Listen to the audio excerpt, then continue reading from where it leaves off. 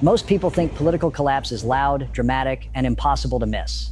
But the truth is far more unsettling, because it usually starts quietly behind closed doors with a single idea that seems absurd at first, and then slowly exposes something much bigger. What you're about to hear isn't just about Greenland or tariffs or immigration. It's about how power really works when loyalty is demanded but never returned, how institutions respond when fear stops working, and why a president who thrives on chaos can suddenly find himself surrounded by resistance he cannot control. This story isn't told through breaking news alerts or viral clips, but through the moments in between, the silences, the hedging statements, the quiet revolts, and the decisions that never make headlines but change everything. By the end of this video, you'll understand why what looks like political noise is actually a warning, why the most dangerous phase of power isn't its rise but its unraveling, and why this moment matters far more than most people realize. Stay with me, because once you see the pattern, you won't be able to unsee it, and the final insight changes how this entire story should be understood. Imagine a quiet morning in Washington, the kind where the White House hallways look calm on the surface. But underneath that silence, something volatile is building. Phones buzzing in pockets, aides exchanging looks without speaking, everyone sensing that today is not going to be normal. And somewhere inside that building, Donald Trump is once again circling an idea that refuses to leave his mind. An idea that sounds absurd to the outside world, but feels powerful to him, Greenland. And in that moment, what begins as a foreign policy headline quietly transforms into something much bigger.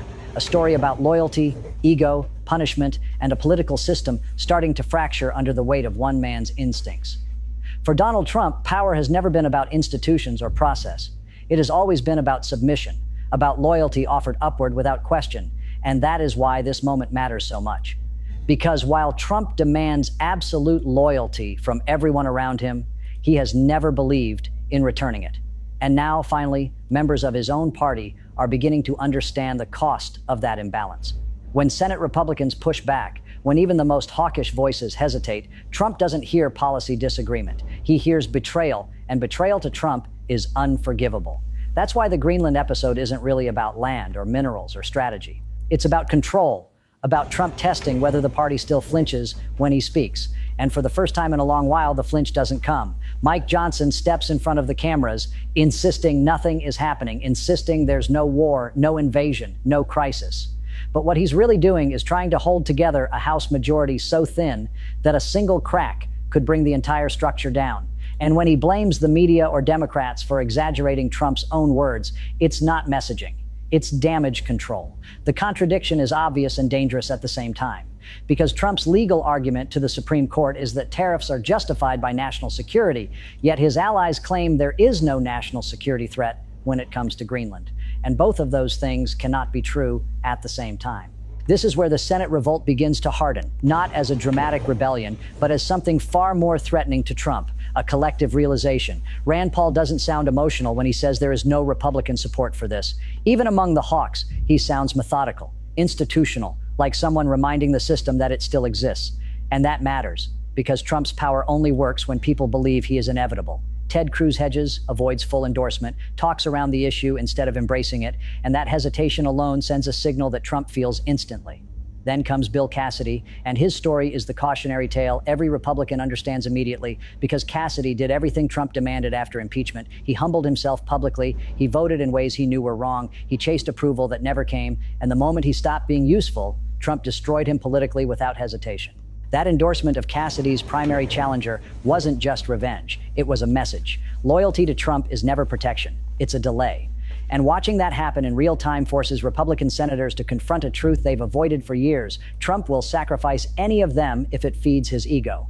This is where the collective action problem becomes clear, because Trump can bully individuals, but he struggles against groups, and history shows it. When Republicans move together, when resistance becomes shared, Trump loses interest. He gets distracted. He moves on, because sustained conflict requires discipline, and discipline has never been his strength. That's why Greenland, like the Epstein files before it, becomes another example of Trump overreaching, then retreating once the cost rises. And while this plays out on the international stage, the same pattern appears domestically through ICE, where power without accountability turns violent. And when voices like Ruben Gallego argue that more funding and more training won't fix an agency built on aggression and fear, they're not just critiquing policy. They're describing the natural outcome of Trump's governing philosophy. ICE becomes a reflection of Trump himself, unrestrained, unaccountable, protected by loyalists who refuse to see the damage, because acknowledging it would mean acknowledging him. The debate over reform versus dismantling isn't rhetorical. It's fundamental because you cannot tweak a system designed to intimidate, just like you cannot gently manage a presidency driven by impulse rather than principle. Trump governs by instinct. And when institutions resist those instincts, he attacks the institutions, the courts, the Senate, the media, even his own party. And in doing so, he isolates himself. By the end of this chapter, the real conflict is no longer hidden. The Senate revolt is no longer hypothetical, and Trump's greatest enemy is no longer Democrats. It is his inability to sustain loyalty in a system that finally understands what he really is. And that realization is only just beginning. The moment the Senate resistance becomes public, everything inside Washington shifts, because once dissent leaves private conversations and enters the record, it can no longer be contained. And Donald Trump feels that shift immediately. Not as a policy problem, but as a personal threat to his authority, which is why his reaction is not strategic, but punitive, instinctive, and loud, lashing out at individuals rather than addressing the substance of the rebellion, a pattern that has defined his entire political life. Behind the scenes, Republican senators are having conversations they have avoided for years. Quiet but urgent exchanges about survival, not ideology, because they now see the same thing Democrats have seen all along, that Trump does not protect allies, he consumes them. And once that realization sets in, fear begins to change direction. The House, meanwhile, is operating in a state of barely controlled panic, because Mike Johnson knows something Trump does not, that numbers matter more than loyalty, and when margins are razor thin, even symbolic chaos becomes dangerous. Every time Trump floats another escalation, another tariff threat, another vague national security justification, Johnson sees not strength, but instability. And instability is poison for swing district Republicans who already feel the ground moving beneath them. This is why Johnson gaslights so aggressively. Why he insists nothing is happening, even as everyone can see that something very clearly is, because admitting reality would force him to choose between defending Trump and defending the institution he leads. And he knows those two things are no longer aligned. In the Senate, that separation becomes clearer by the day, because resistance there is not emotional. It is procedural, rooted in constitutional language, statutory limits, and the kind of slow, grinding pushback that Trump finds impossible to counter. When senators talk about tariffs originating in the House, about emergency powers being abused, about courts stepping in, they are doing something Trump has always feared. They are moving the fight onto terrain where his instincts do not work. Trump thrives in chaos, in ambiguity, in spectacle, but institutions respond to clarity. And the clearer the legal and constitutional boundaries become, the smaller Trump's room to maneuver gets. This is why he turns his attention back to punishment, to examples, to making sure everyone sees what happens to those who fall out of line, because fear has always been his preferred enforcement mechanism. But the problem is that fear only works when people believe compliance will save them, and Bill Cassidy's political execution proves that it will not. That lesson ripples quietly through the Republican conference, changing calculations in ways Trump cannot see because he mistakes silence for submission, not realizing that silence can also be preparation. And while all of this unfolds, the media ecosystem amplifies the chaos in fragments, disconnected clips, surface-level outrage. But the real story is deeper and slower. A governing coalition losing coherence, a party realizing it has tied itself to someone who cannot be managed, disciplined, or restrained. This erosion becomes even more visible when the conversation shifts to ICE, because immigration enforcement exposes the moral consequences of Trump's worldview more clearly than almost any other issue. Ruben Gallego's comments cut through the usual talking points precisely because they refuse to accept the comforting lie that better training or more funding can fix a system built to intimidate, and that refusal forces Democrats, especially centrist ones, into an uncomfortable position. For years, incrementalism has been their shield. The idea that every broken system can be nudged back into alignment with enough tweaks and reforms, but ICE under Trump resists that logic because it is not malfunctioning. It is functioning exactly as designed. Violence, racial profiling, lack of accountability, these are not bugs. They are features of a structure that draws its legitimacy from fear rather than consent. And that is why the debate becomes existential rather than technical. Trump's defenders argue that enforcement equals security, but what they never explain is why security seems to require dehumanization, why order demands brutality, and why accountability is treated as weakness. This is where the Greenland episode and the ICE debate intersect, because both reveal the same governing instinct, the belief that power is most effective when unchecked, when decisive action replaces deliberation, and when dissent is framed as disloyalty. The Senate revolt threatens that instinct directly because it introduces the idea that limits still matter, that even a president obsessed with dominance can be constrained, and that idea is more dangerous to Trump than any election loss. As pressure builds, Trump grows louder but less focused, cycling through grievances, attacking multiple targets at once, diluting his own message, and this scattershot approach signals something important to seasoned political observers. Not confidence, but stress. Trump does not retreat when he feels strong. He retreats when he feels overwhelmed, when the fight becomes too complex to dominate through sheer force of personality. And that is exactly where this moment is headed, toward a confrontation not defined by a single dramatic collapse, but by a slow accumulation of resistance, legal obstacles, institutional friction, and political fatigue. By the end of this chapter, the question is no longer whether Trump can push his agenda, but whether he can maintain control over a party that is starting to recognize that survival may depend on letting him fail, and that realization, once it takes hold, does not go away. By the time this conflict reaches its third phase, the energy inside Washington has changed completely, because what began as deflection has turned into exhaustion, and exhaustion is the most dangerous state for a political movement built on fear and spectacle. Donald Trump can survive outrage. He can survive scandal. But what he cannot survive easily is sustained resistance that refuses to react emotionally. And that is precisely what begins to form across multiple fronts at the same time. The Senate no longer treats his threats as urgent crises, but as procedural problems, scheduling hearings, invoking statutes, asking courts to intervene, and every one of those steps strips Trump of the oxygen he relies on. In the House, Mike Johnson's balancing act becomes increasingly unsustainable because the more he denies reality, the more obvious it becomes that reality is winning, and members in vulnerable districts start to calculate how much longer they can afford to be tied to chaos.